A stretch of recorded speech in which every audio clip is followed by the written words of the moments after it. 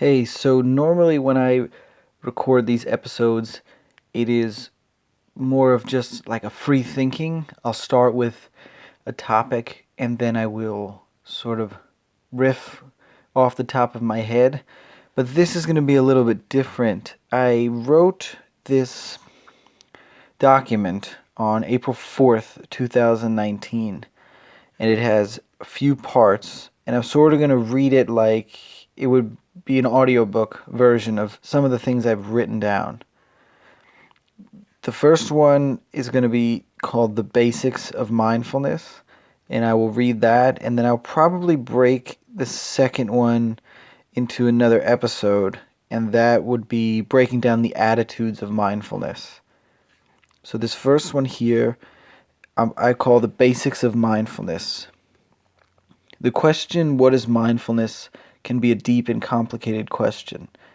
It is sort of like asking the question, what is the human mind? Scholars could argue for many lifetimes about the different interpretations of the human mind.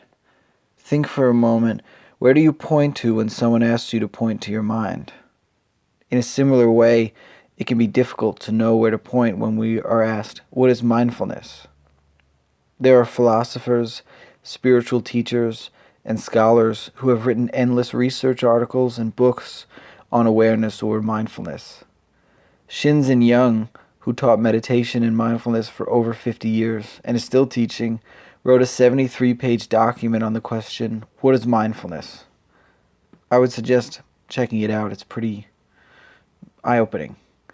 One way to approach this question is to consider definitions of mindfulness created by teachers that we respect. This can be helpful in giving us a compartmentalized understanding of mindfulness. Consider the analogy of what is the mind.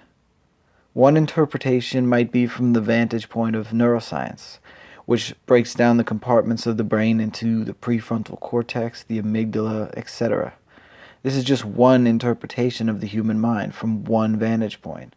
It's an attempt to answer a massive question. But we can also try to answer this question, what is mindfulness, from other vantage points.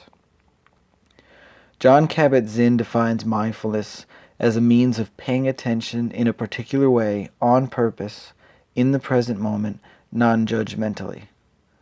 Shinzen Young gives a general definition of mindfulness, which is usually some variation of, quote, being in the present moment non-judgmentally, quote.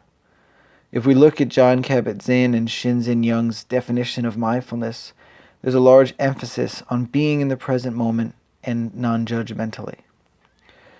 Non-judgment is an important element of these definitions of mindfulness. There can be a strong habit energy in the human mind towards judgment, which can take us away from our present moment experience. For example, if we set the intention to be aware of our breath, we might find ourselves losing the focus of the breath and thinking about the future or the past or anything else besides the breath. We then may come to the realization that we have lost the breath and may judge that as a failure.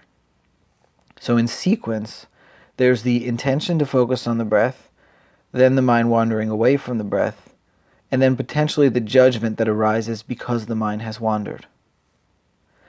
You may be familiar with the following sequence, or I should say, the sequence that I previously explained. You sit down, you set an intention for your meditation practice, then the mind wanders. Then arises judgment for failing. In mindfulness practice, we can work with this judgment. We can look at it with awareness and invite the judgment into the present moment awareness, because, after all, it is already here. It is a helpful shift when we realize we can invite even the judgment into the present moment awareness. The same awareness that we bring to the breath, we can bring to the judgment itself, and start to understand the judgment. When does it arise? What happens in my body? What happens in my mind when I judge myself like this? The other commonality in the definitions from Jon Kabat-Zinn and Shinzen Young is, quote, being in the present moment, quote. This is as simple as seeing through your eyes, tasting with your tongue, touching with your fingers, feeling gravity hold you to the earth, hearing the birds chirp, having a glass of water. It is as simple as just being with your experience as it's happening. Try it now for a moment.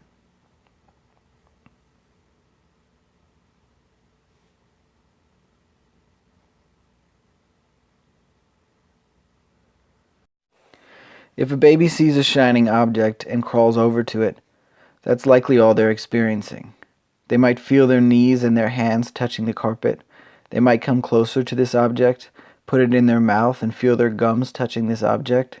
It's just pure sensation, pure experience and awareness. Mindfulness might be seen as carrying this pure awareness into adulthood. When you're sitting and eating breakfast, just sit and eat breakfast. Alan Watts once talked about a student in a Zen monastery who walked up to his Zen master, and the Zen master was moving a bag of rice from a pallet to a truck. The student asked the master, "What is the practice of Zen?" In this context, we might say, what is mindfulness? Without batting an eye, without thinking about it, the master said, moving a bag of rice from a pallet to a truck. There's another story of a Zen student who was being taught by a Zen master, and the master said, when you're eating, just eat. When you're walking, just walk. When you're laughing, just laugh. One day the student saw the Zen master sitting in the cafeteria, and he was eating his lunch but also reading. The student approached the teacher and said, "Teacher, I thought you said when you're eating, just eat." And the teacher smiled and said, "Yes, when you're eating, just eat." And the student said, "Well, what about you right now?" And the teacher said, "When you're eating and reading, just eat and read." It really could be as simple as, whatever you're doing, just doing it. Jon Kabat-Zinn wrote a book called Wherever You Go, There You Are. It means just being here with what is happening, as it's happening.